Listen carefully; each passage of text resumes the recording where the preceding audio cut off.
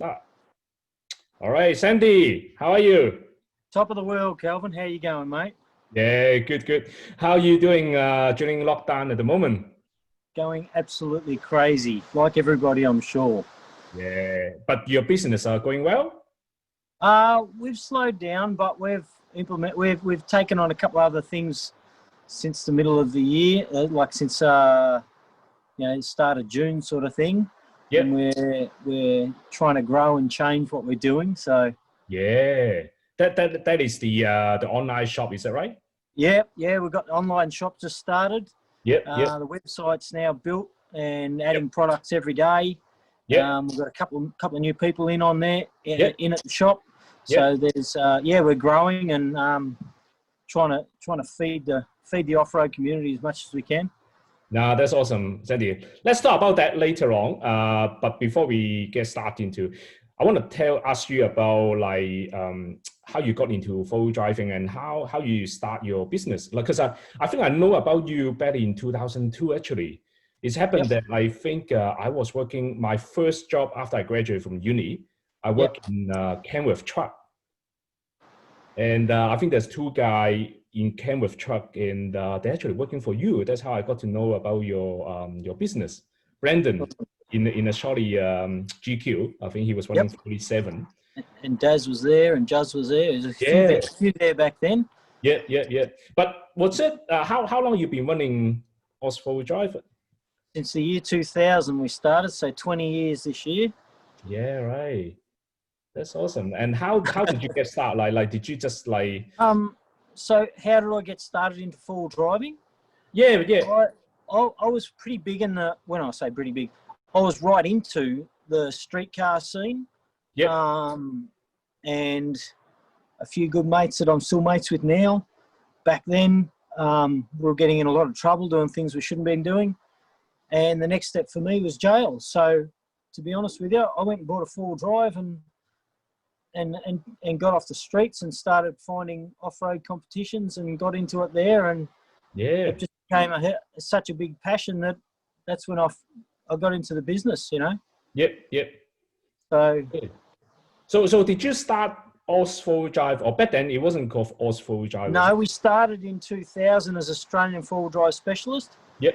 And it quickly evolved. Probably only 18 months or 2 years, we decided to shorten the name to AUS4WD drive, and it's stuck ever since. Yeah. So yeah, that was awesome. Yeah, and you always have been based in Bayswater, Southeast Melbourne. So we started in a small factory in Montrose. Yep. And then we moved down to Bayswater. We're in Bayswater for about 15 years, and we're back in Kilsyth there in Garden Street for the last couple of years. So yeah, nice. And it looks like we're outgrowing that place pretty quick too. You're right next to ARB now. Yeah, directly opposite. I can look in their offices. Oh, that's good. That's good. And I remember when I know about you back then, I think you had the orange long wheelbase GQ, like with the tiger stripe. Yeah, it was a pretty iconic, right? Yeah, that sort of started. I don't even know how that started. Probably over a bourbon and pizza or something. That idea. But yeah, we cut down the car into a ute back in the early 2000s, or not earlier, probably 97, 98. Yep. I cut down the first patrol I had into a ute.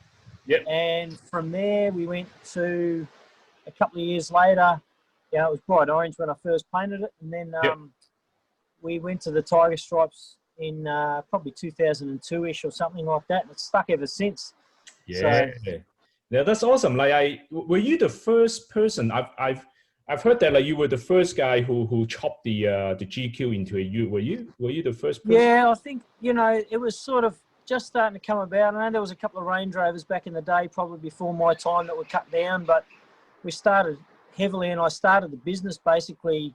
The first couple of years, that's all we did was cut down cars and make bull bars and snorkels and all that sort of stuff. Yeah. It was definitely crazy enough to dare to chop the I mean, the cheap seats were huge. Like when I look at it, I say, what the hell is that? Like it was the Yeah. best. Like you have so much room for carrying stuff, right? Like you don't need, because you usually you use that for competition and Yeah, well, back in the day, I only had the one car, and that was it. You know. Yeah. We used to drive it to work. We used to go racing in it. We used to go out to dinner in it. The whole lot. You know. So every night it was drive it home, get it ready in the shed, and then get ready to go away on the weekends. Yeah.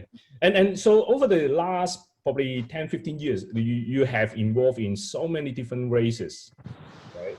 Tell us like which races is one of your favorites, and what do you see the trend is gonna be? Because I mean, I think the there's a couple winch challenges still happening every year, right? But look, I started out in winch challenge. That was sort of my first direction of off-road once I got out of the streetcar scene. And we were involved in for a long time. I was involved in it. And I sort of gave it up in the mid 2000s there and went over and had a dabble in off-road racing. I still love winch challenge, but for off-road racing, you get a lot more seat time, a lot less damage, and the damage you do have is usually that big. You don't want to go back in the car for a little while until you work out where your life's actually at. We've had a few big crashes along the way. But still got a passion for winch challenge. I'm probably getting a little bit old and worn out for running up hills now, but still in the driver's seat. I'll make a come back to the driver's seat, no worries. It was pretty insane. Like when I watched some of your race in the past, like you pretty much just send it and go hard and you know, like I mean pretty much your car pretty much is undrivable like after the race. Look, it's a matter of just don't give up and get to the finish line. That's what it's always been for me and anyone that's surrounded by me at the time. So Did you take part in the Outback Challenge, like back in 2000? So we competed in the first couple of, in the early 2000s in the Outback Challenges. We did a lot of Atico winch challenges back in the day, all that sort of stuff. You know, we did one. I think my first event was the Atico winch challenge in about 98, 99 up at Narberthong, in behind the pub there. Before it started going to private property. And where did we go from there? You know, we went and did a lot in New Zealand in the early 2000s. Oh, did you? We've been over to Philippines and competed all around the world, really, in different events. So it's been a good ride. Oh, I didn't know that. Like, I thought, I didn't know that you went to Philippines or New Zealand, because there are quite a few winch, similar to winch challenge. And I mean, like I think the one Malaysia Rainforest Challenge, I mean, that's when Simex tires become so popular. Yeah, they did. That was when back in the day when Chris was over there a lot. We did a lot of. What I was going to say, sorry, is we saw a lot of changes around the world. Like you go over to New Zealand and race around Rotorua in the mud over there, and it's, you know, it's up to here. And you're doing 30 or 40 winch cables during a stage. And I remember getting to the bottom of a hill, or getting halfway up a hill, and literally dragging the driver out and said, you know, Rog, you got to run this next couple of cables. I'm getting in the seat for a while because I can't breathe anymore. So there's definitely been some good challenges along the way. And there wasn't any winch rope back then, is it? It's as a cable. It's so heavy. And we started early 2000s. We started going to plasma rope. Oh, is that right? And the rope started coming in, but there was a bit of cable going on as well. My first one was with I reckon it was a 10 mil winch cable up at Narberthong. You know, that was horrible stuff to work with. Evolution, huh? It is. It was so heavy, like the winch cable, like, you know. And certainly, I mean, you see the revolution in terms of the product, like getting so much better, and so many variety on the market now, like with so many different winch rope and so on. So you've been racing in the early day, and you still quite regularly like enter some of the challenge, and I think there was one couple of years ago. I think you went to WA. I think it's a we went and did Muppets event over there, the Ironman Challenge with Kelman. That was one of my best, probably one of my best events. Yeah. Yeah, there was that in the early 2000s, the Rotorua and the New Zealand Winch Challenge with a good mate over there, Rog. Yep. And but yeah, look, that race over in Esperance is it dominates on a long course event for sure. Yeah, the wheel was amazing. The ocean wheel, right? Sorry, Kelvin. Could you just speak up a little bit? Yeah, the wheel was amazing in WA. Like I saw some crazy video. Yeah. And the atmosphere. Yep. All those long course events have a great atmosphere and camaraderie. You know. Yeah, that's good. And the that's good, Sandy. So I think the I've been following you. I mean, using you a lot on my truck, and I spend kindness money. I mean, if I look at my bank account, like I think it's not a cheap sport. I think anybody that's involved know that it's not a cheap hobby or sport. It is. I mean, it's hard to. I mean, honestly, it's always hard to find a good four-wheel drive specialist, like someone that you can trust and can rely on. I mean, it's a bit far from where I live, but certainly it's good to worth driving into the place. And then like a couple of years ago, like you venture to a new kind of business, not business. I mean, more like hobby. Like you start the Aussie Racer. Yeah, so we decided we wanted to do a TV show and just grabbed it and ran and did it. It was pretty much racing anything from snow machines, dirt bikes, push bikes, obviously cars, and we've got a few different cars, so we're very blessed in the way that we can pick and choose what we race, where we race, and that's long gone now, that show, and we're going to in the next 6 to 12 months we're going to fire up the AUS4WD Adventure series, so that should that'll be a mix. So it should be a good show. It'll be a mix of camping, car building, a little bit of racing, all that sort of stuff. So it'll be a big combination of different aspects. Yeah, looking forward to seeing that. Like I think the Aussie Racer series was excellent. Like seeing you like try to get out of your comfort zone, like to race in. That's what I live for. I remember, especially it's funny to see you competing in the dragon boat. Like, oh yeah, you're not a good swimmer. That was a hoot. That was surprisingly tiring, I got to tell you. It is. I did some dragon boat racing when I was younger, back in Hong Kong, and because dragon boat is a big part of the culture. It was good fun. Like having the drum and you know. And you can't. I mean, you have just keep pedaling. Like, you know, awesome. Yeah. So like anything, you know, even racing the push bikes. I'm definitely not bike fit. Yeah. I've expanded over the last few years a little bit, so pushing a few extra kilos around with your legs is hard work. I know that. Gee. Yeah. Even we went and did Hattah over in Western Victoria. You know, over in Mildura.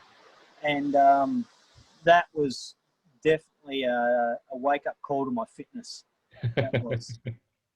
Yeah, and the Aussie Racer, I think I remember one of the race you went up, all the way to Alaska, right?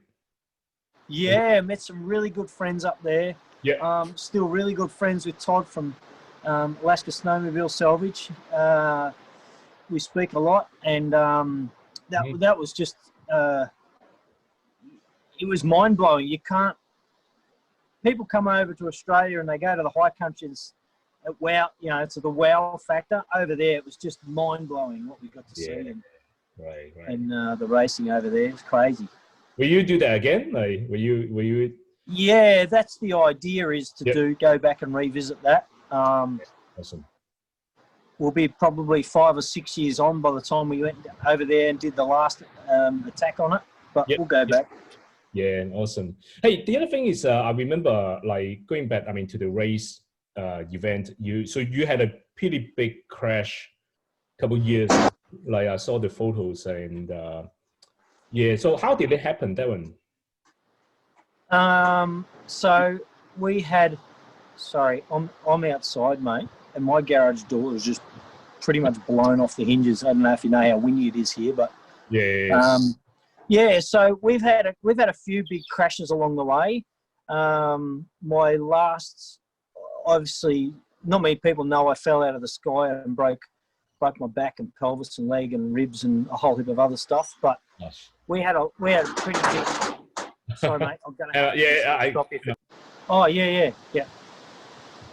Yeah. So some people know that I had a big crash where I fell from the sky and broke my pelvis, my leg. I smashed 7 vertebrae and some ribs and all that. And I was out of action for a little while there.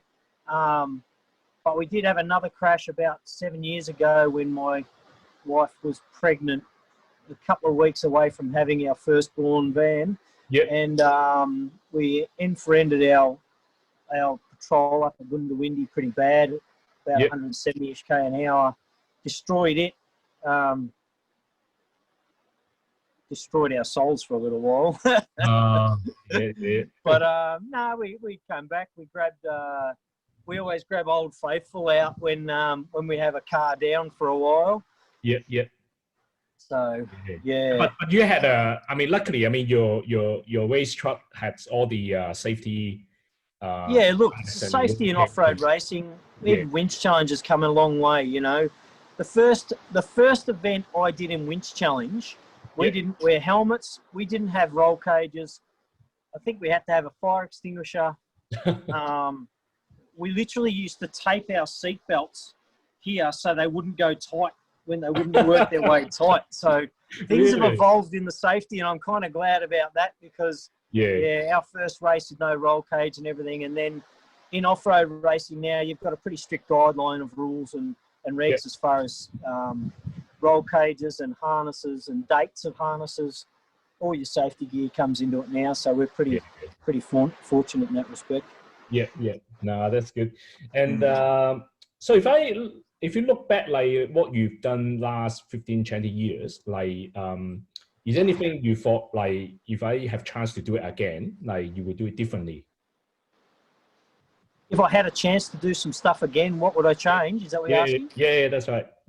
No, you know what? I love every minute of it. I love everything to do with cars. Yeah. I still love off-road racing. It's probably the most exciting motorsport that I'm still yet to do. I've raced track, I've raced tarmac rally, I've raced so many different aspects of motorsport, the whole lot. I still reckon off-road racing is hands down the most exciting sport I've done. Yeah. You literally get a split-second decision to either do something that's going to maim you or you know, pull out the other end with a bit of a wild ride and a good story. So I wouldn't go away from off-road racing. It'll always be in my life, I'm sure. Yeah, and I certainly miss that. I definitely like to watch all this racing. Like I'm not so much into racing, but I love to watch them. Yeah. And I actually got into full driving because of Outback Challenge. And I think back in 2001, 2002, when I first saw the Outback Challenge, I just fell in love. Like, it's an amazing event. Like, well, I mean, that and events like the Muppets event over in WA there, the Ironman 4x4 Adventure Challenge, that's a pretty crazy event. And I'll be honest, out of all the events I haven't done a cliffhanger. But, you know, they're all on the similar wavelength of how they operate and what they do. You know, the goal or the adventure is the same. You meet a lot of good people. Some people you meet on those events, you'll be friends with for the rest of your life. So, it's a good thing to get out and meet people, that's for sure. Just the cost, obviously, that we all know. Yes. Yeah, awesome. And so you always have a Nissan guy, like you always have petrol and so I my first car when I got out of street racing, street cars, I got into an FJ40 Land Cruiser with a little 308 in it, and second car I got onto was a patrol, and from there on, yeah, I've been in patrols forever. Yeah. I've literally, in the last 6 months, changed from my daily / tow car to a cruiser. Yeah. And I do have an old BJ40 in the shed, so I'm a bit partial to the old cruisers. But as far as drivability and strength and all that goes, yep. Patrol hands down. Yes. but you have they're two totally different cars in my mind. It is, yeah. So. But you have a 200 series now, do you? Yeah, I've got a 200 series. That's our tow car, touring car, and yeah. then we've got Patrol. Why didn't you choose the Y62? I don't know if I want to answer that on camera. Tell us the truth. Look, I'll be honest with you. For me, there was a couple of factors. I love the motor. I hate the idea of an independent RCN for the amount that I tow with. Yeah. And in my mind, they're bloody ugly. So the main thing for me was the independent RCN, because I do a lot of empty driving. You know, when I say light driving. And then I'm fully loaded, and I don't like the idea of not being able to have that solid arse end in it, which obviously the 200's got. Yeah, that's right. Power-wise, you know, the Y62 is good. I've got my 200 is a later 200, the 2016 facelift, and it's a petrol of all things. You know, a lot of guys running a diesel, obviously. I am a petrol guy, not a diesel guy, and for that reason, you know, my little 4.6 seems to go quite well against the Y62 motor. It's no animal. I don't need an animal-powered car as a tow car. It's just there for a purpose. So that's definitely a good choice. I mean, it's a great car. I must admit, like the Y62. Yeah. But like you said, I think once it's a heavy load, like you sort of lost that clearance because of the IFS. I didn't quite hear that, Kel. Sorry. Yeah, no, just saying that, like, yeah, with the IFS at the back, like once you load, like you lost that clearance. Which is something that I don't think that is a good. I mean, compared to the 200 series. Yeah. I mean, there's a few things about the cruiser I like a little bit more. Yeah. And it's more cosmetic than it is as far as running gear. You know. Yeah. And what do you think? What do you think about the electric 4-wheel drive? Like, you know, I know you probably, I mean, where's it going in the future? Look, I've looked at a lot of electric stuff. I know a couple of people that are right into it. Yep. They're right into the evolution of it. And I think it's going to go a long way in the future, but I don't see it changing for a while. It's a bit like F1s. When F1s went from that scream back to a nice, quiet car, it's not the same. And people love to hear noise. They love to hear the sounds of V8s and that sort of stuff. So I think the petrol motor's around for a while. Yeah, I think so too. And I think the only, the best thing with the electric 4-wheel drive is just that huge amount of torque that come out from the electric motor. Yeah, that's crazy. Yeah, that's insane. So the other thing is you also just start, like, let's talk about the your latest venture. So the online shop. Yeah. So, what made you change? I mean, what made you start So we've had a couple over the years. Back in the early 2000s, we had an online shop for a while. Yep. Early to mid 2000s, and then we changed. Went away from it for a while. Went back to a bit of an old school workshop, and then tried it again about 8 or 9 years ago, and I think it's just the way that it is now. You know, there's so much online presence. Yep. It was sort of silly not to just run with the game as such. So, yeah, we've got some of our own products happening on there. Like I said, it's not big at the moment, but it's definitely growing. It's growing fairly fast every day and week. Yeah. And we're seeing some pretty cool things go up there. It'll be good in the future. At the moment, we're concentrating on accessories. Yep. And future we'll go into some things like different, vehicle specific stuff. Yeah. Awesome. Rather than just an instead of a winch and a stuff, we'll go into car specific. No, that's awesome, Sandy. I think you definitely starting this at the right time. Like really in the middle of pandemic, like everybody jump online and then just start shopping. And it's funny that you start selling socks. Or type socks. Yeah, we'll eventually get into a lot of different branding, but it's obviously, as you know, building any business again takes time, dollars, and a lot of effort and energy. Yeah. No, that's awesome. Like, good to see that. And the one more thing I want to ask you is that, like, I mean, with the changes in the industry, like, do you see what would be like in the next 5 to 10 years? Would that? I mean, obviously, a lot of four-wheel drive business are jumping online, but what else do you see the future will look like the four-wheel drive industry? I think the caravan's starting to creep into the popularity of the younger people. And I know I'm moving on in time, don't get me wrong.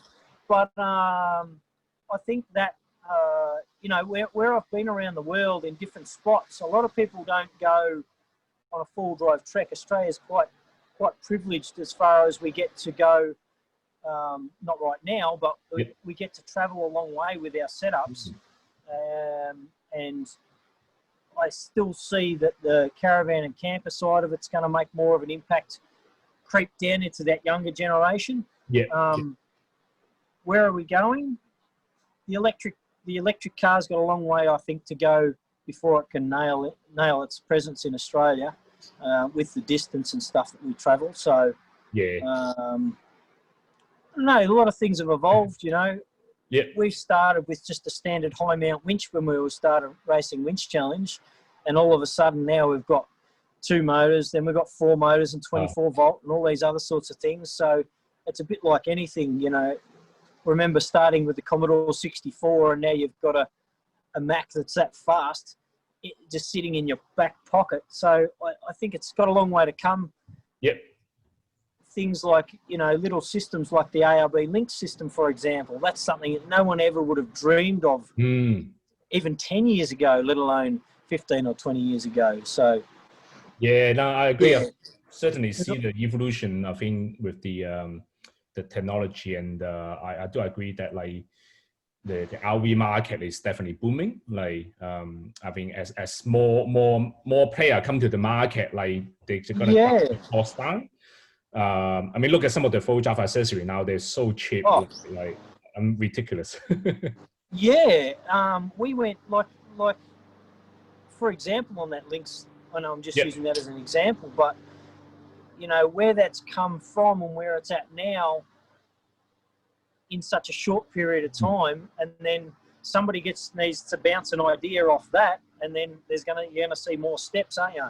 So as far as vehicles things go in Australia back in the day, I remember building twin shocks into cars, and now it's just all about bypass shocks and so it's all moving forward.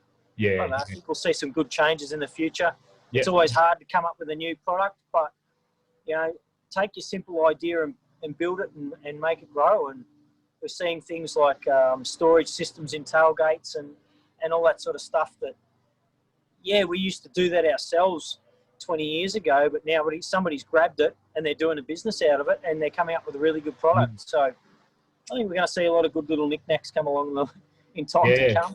I think so too. It's funny. Yesterday, I saw on the news that like in the past 3 months, there's so many new business registered. Like a lot of people start up their new business. Like I think I always encourage like the innovation and engineering talent in Australia. Like obviously, I mean the manufacturing cost may be still high, but I mean, honestly, the design and develop and have R&D in Australia, I think that's probably the most important. Hey, we almost run out of time, Sandy, but before we go, can you quickly tell us about your race truck behind you? The beast. This is kind of my adopted child, owned by Bill Tussis, and been in our shed here for well over 10 years now. It started out as just a TB42 auto carby. He came to me about 18, 19 years ago. and we did a quick build for Winch Challenge. I started off as a weekend warrior. Yep. Built into a Winch Challenge car, has had 10 transformations along the way, from engines, suspensions. In its current state, it's been like that for about 8 or 9 years. Yeah, when right. we transformed it from Winch Challenge to Offroad. But Yep. yeah, like I said, it sort of sits around now and comes out of the shed when it's needed. Yep. Basically as a backup. Yeah, but apart from that, it's got a 6-litre in it, wholesale automatics built trans. Yeah, right. GU Patrol diffs like most cars now. Yep. Got some King shocks and bump stops all around, and yeah, it's a pretty trick little jigger. Yeah, that's awesome. We'd love to jump into your car one day. Yeah, well, we're building. We've currently got in the build a twin brother to this thing to replace our last car. Yep. And hopefully bring that out in the 2021 season. So Yeah. that should be a hoot too once it's finished. Been a long time in the making. It's been about 12 months so far. So Yep. about 8 or 9 months so far. Yep. So it'll be 12 months easy by the time it's back out and testing. Awesome. All right, excellent. Well, thank you so much, Sandy. Like, really good talking to you. And yeah, we will definitely follow what you've been doing, and yeah, jump on your online shop. Yeah, stay tuned in the future. We've got some more exciting things coming up. Absolutely. All right, mate. Thanks a lot. No worries. All right, cheers. Thank you. Okay, bye. Cheers, Cal.